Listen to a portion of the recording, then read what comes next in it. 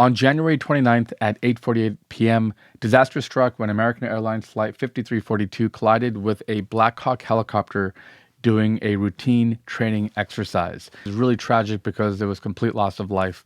The 60 passengers on board, the 4 crew on board the American Airlines flight, as well as 3 Army personnel in the helicopter, and there were no survivors. Obviously, there's going to be a lot that we're going to learn from this during the investigation, but while it's fresh on our minds, there's actually one really important point that I'd like to make. So let's see if we can't figure this out together. I'm Ricky, and this is 2-Bit Vinci. So this is the flight in question, American Airlines Flight 5342. It was actually operated by American Eagle, their regional carrier, and it was a CRJ 701ER regional jet. Took off from Wichita with a flight time of about 2 hours and 11 minutes, and everything was fine all the way until it reached the Washington DCA airport airspace. Now, this is some of the most restricted and controlled airspace on Earth, and as a result, they have really tight corridors they have to fly through. Now, this airplane was operating with a clearance for landing on runway 33, so it's coming this way. For northbound traffic, it gets even more difficult as you have to operate along the Potomac and then kind of bank at the very end. But they were coming in from the south, and on final approach, right around 1:48 UTC, which is Greenwich Mean Time, and that's about 5 hours ahead of the Eastern Standard Time. Right about here, the last data transmits, and then we lose everything. Now, I wanted to show you this video. Obviously, this is a little bit disturbing because it involves an explosion, but we'll just take a look here. So this is from the zoomed out view from EarthCam out here, a couple of kilometers away from the airport. This little dot here is the helicopter, the Black Hawk. This is the American Airlines flight on final approach, and this is a secondary airplane, which we'll talk about here in a second. But you can see that that dot kind of converges, and that's where the explosion happens. Now, there's a zoomed in view here, so this is a little bit easier to see. So here's that Black Hawk. It does have lights on. The aircraft, the American Airlines plane, is really bright because we're looking right down at it. It's headed for this runway over here, and the landing gear lights are on. So these are the landing lights that come on the nose landing gear, and it's on. It's really bright. And there's actually a plane taking off here as well. So if we look here and move it ahead, this is the helicopter, and the helicopter is heading right to it, and they collided in midair.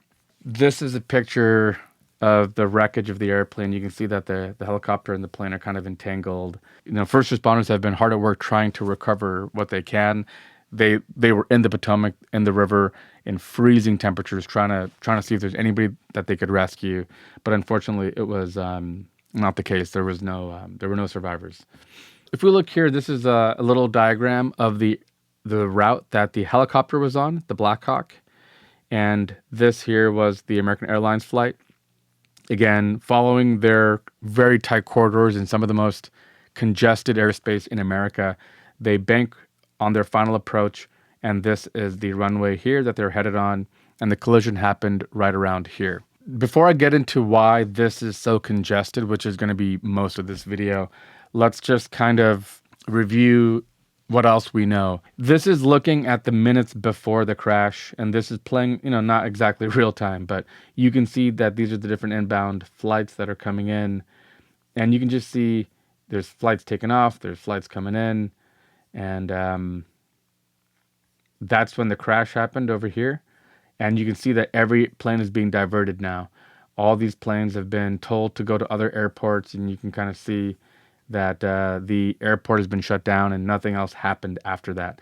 Again, 1:48 UTC is 8:48 Eastern Standard Time, which is when this happened. This crash didn't happen on the runways. It didn't actually affect the airport, right? But ATC, air traffic control, and the operators of all these airports are trained to immediately divert traffic because we just don't know what happened. It could have been, excessive bird activity and a bird strike. It could have been a midair collision, as this was, right? Lightning strikes. So we don't know what it is. So the best thing to do is divert all traffic until we have some sense of we're okay to restore flight operations. Now, there are some weird questions that people are going to get into. This video, I want to focus on something different that I'm going to get to here in a minute, but I will touch on some of the questions that remain.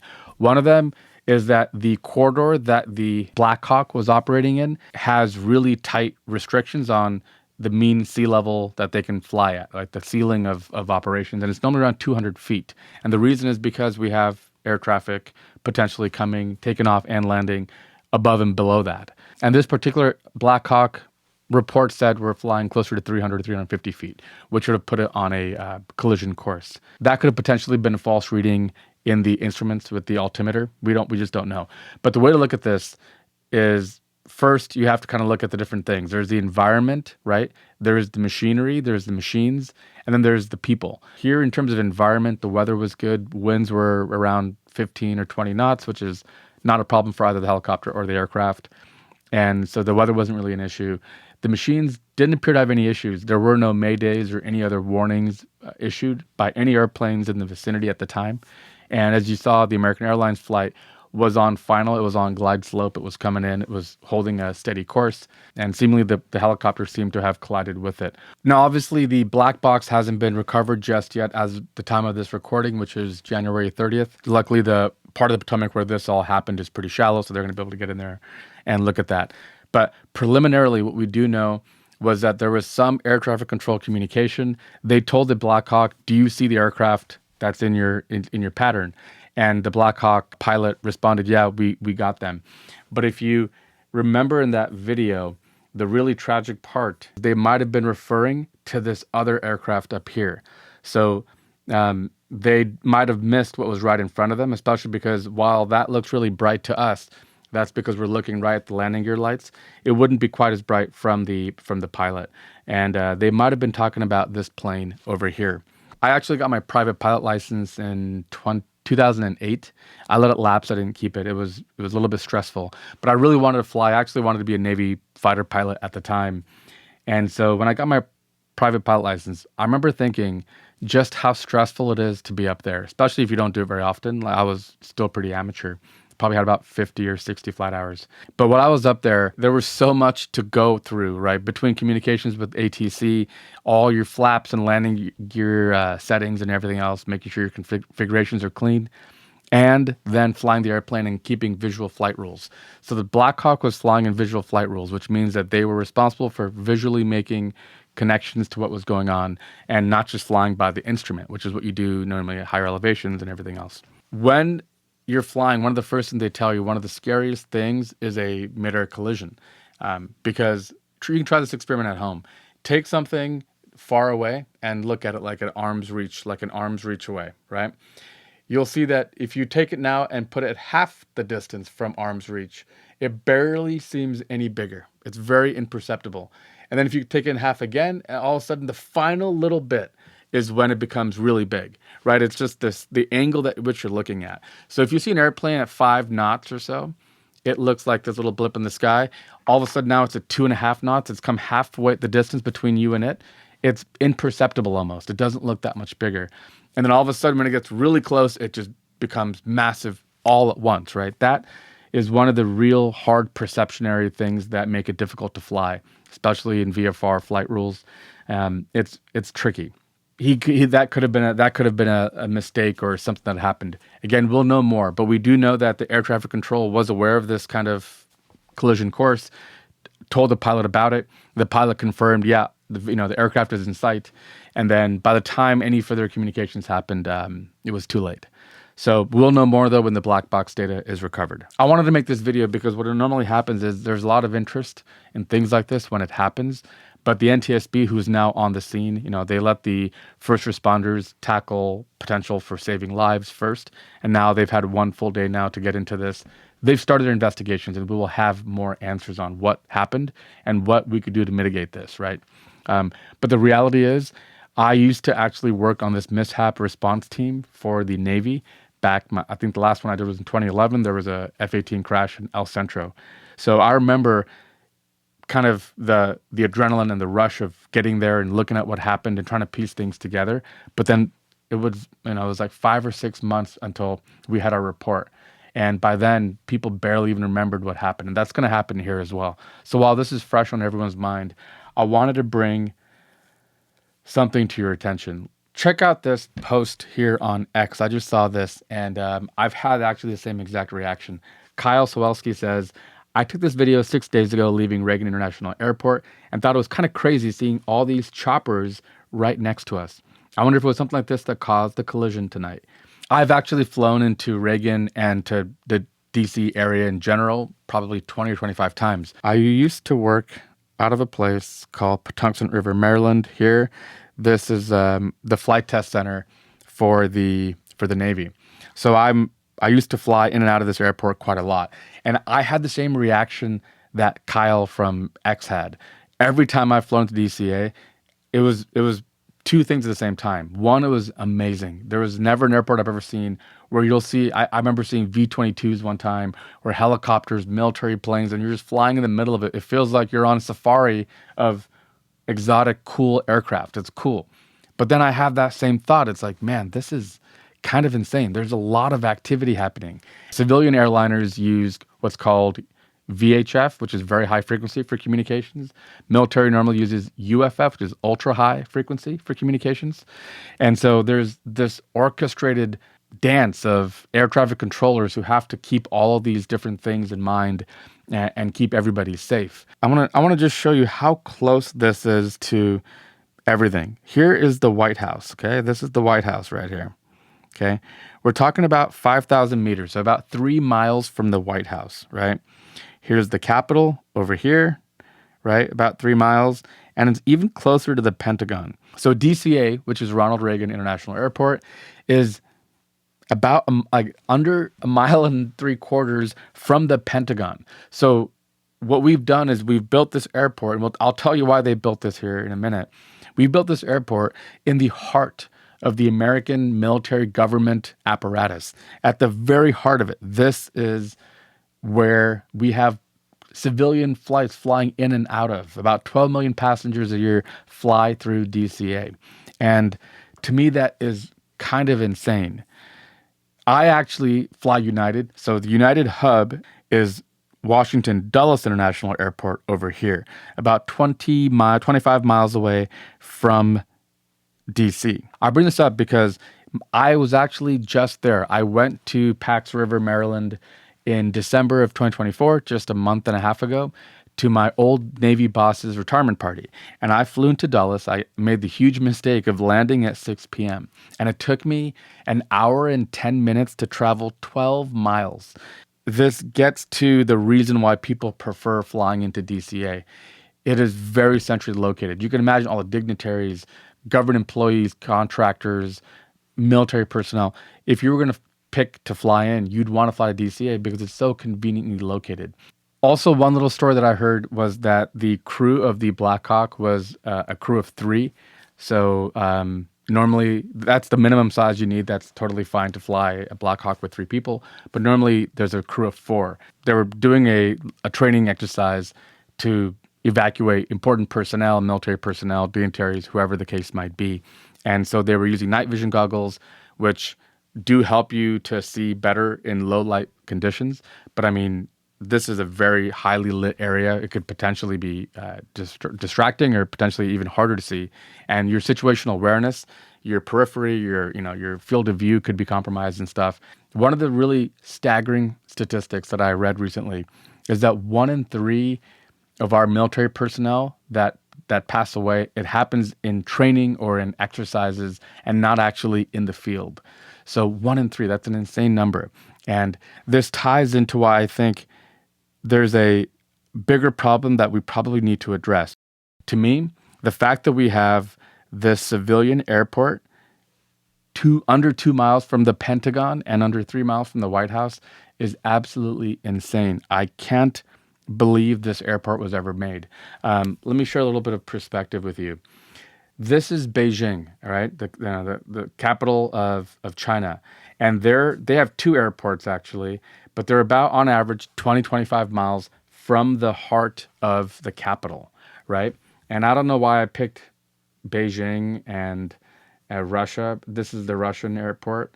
But similarly, about 30 kilometers away. So this is their airport, and this is the heart of Moscow in Russia, 30 miles apart, right?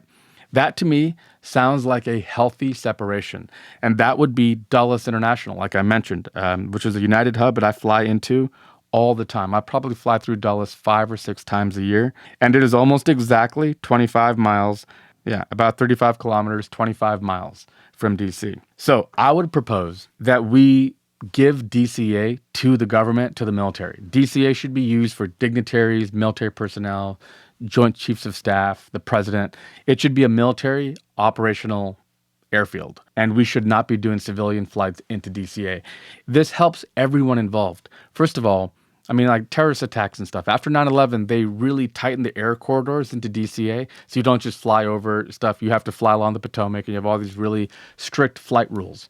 But we're still flying miles from the heart of the American government, right? So this would be advantageous for the military because obviously you can operate, you could do training exercises, or you can fly people in and out and not contend with constant civilian traffic. Civilian traffic is constant, right? These planes are coming in every 5 minutes, whereas military traffic is much lower, and it's also really high priority. So when they need that airspace, they'd have it. And it also helps us because we wouldn't have such close restrictions. Like civilians flying into DC wouldn't have this problem. But the major pain is traffic. The reason why people fly into DCA is because this beltway, the 495 that runs all the way along here, along DC, and all these arteries are some of the worst traffic I've ever seen. I live in San Diego. I live near LA. I drive through LA all the time. I'll tell you, this is probably as bad as traffic in America gets. It's really, really bad. And that's why if you flew to Dulles, you'd have a huge time. So here's my solution to that. We have a boring tunnel underground that connects Dulles to DC. And if you want to make it even easier, we can keep DCA's airport infrastructure for parking, for car rentals and the terminals and the kiosks and stuff. But when you check into your flight or you're ready to go, you go through security, you go underground and you take a bullet train going 100 miles an hour, get you over to Dulles and out of Dulles.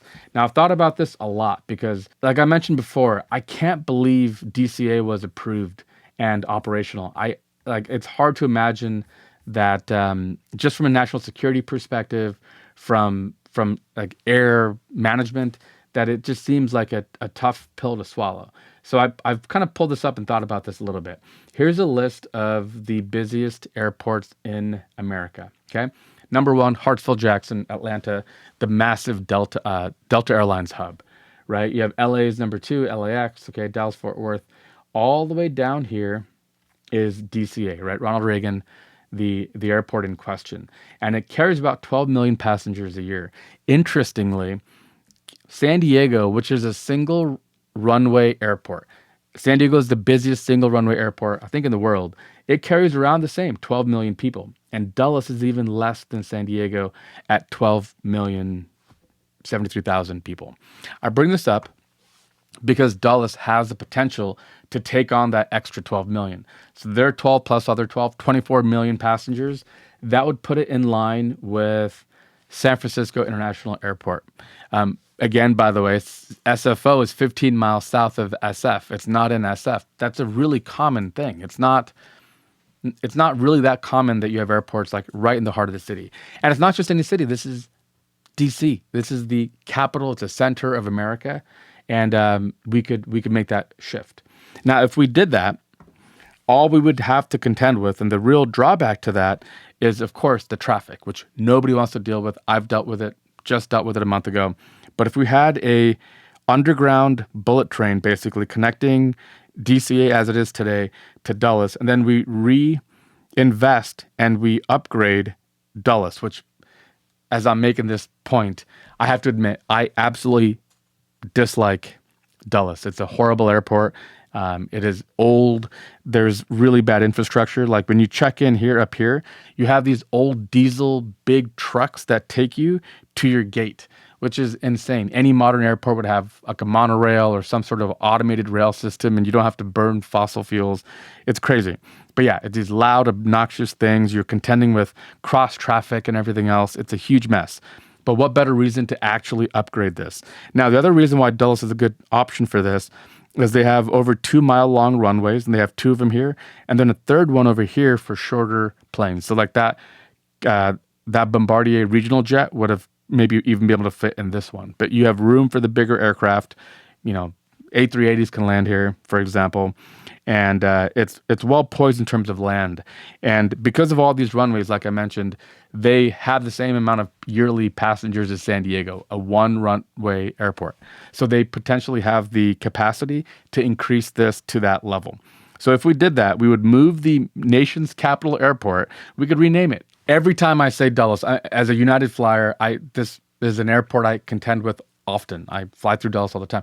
Everyone thinks I'm saying Dallas and I'm having a stroke or something. Yeah, I'm shocked actually how few flight operations they actually have. We rename it, call it DC National Airport, or call it, whoever's Trump International. It doesn't matter. Okay, we do that, and then we have a bullet train system, and we keep DCA for the military, but we leave parking, right? So you can park your car right here in DCA, hop in the bullet train, go take off. And we have our, car rentals and all the other infrastructure in place. So you get the best of both worlds. You're right here in the city. You're right in the heart of DC without having this congestion problem. As a designer, that's what I would do. In my mind, I'm not sure who's at fault or whatever. I'm not really looking at that. I look at this as a systematic problem. If we have military aircraft, we have, transport, helicopters, fixed wing, rotary, this complex web of military airplanes mixed with civilian airliners, we're praying that everything goes right. Now, ATC, air traffic control, has immense pressure to keep up with all that's happening. Then we have the pilots who need to know, hey, traffic is in sight, but which plane? Am I looking at the right plane? Did I get mistaken into thinking, yep, airplane, traffic in sight, I got it. But actually, there's a plane right here that I didn't know. We have to contend with the fact that we could potentially have a conflict and have issue with any part of this chain. And that's just a risk that we're going to keep taking. I'm honestly pretty amazed that nothing has happened in decades here. This airport, it's a testament to the incredible men and women who run ATC, the FAA, all these pilots, all the military pilots, all these people who've made this work. But this is a bad system. Other countries don't do this. You don't have civilian airports and runways and flight operations miles from your military hub and center, from the White House. And to me, it doesn't make sense. I could not tell you how this has ever been allowed to be. And after 9/11, the best idea that they came up with was to change the corridors and to bring flights away from. It's just not enough. I think we could do this, and I think we could get started now. We could start a massive overhaul of Dulles, which is an airport that absolutely needs to be renovated, but it has the land and the runways to do it, and we could make this less likely to happen. This is air travel. One of my passions, like I mentioned, I even have done mishap response work for the Navy. I had my private pilot license. I love airplanes more than almost anything else in engineering. It's one of my huge passions. And so I take these things very personally. When they happen, it's always a tragedy. We hearts are out, thoughts and prayers with everybody who's been affected by this. It's really tragic.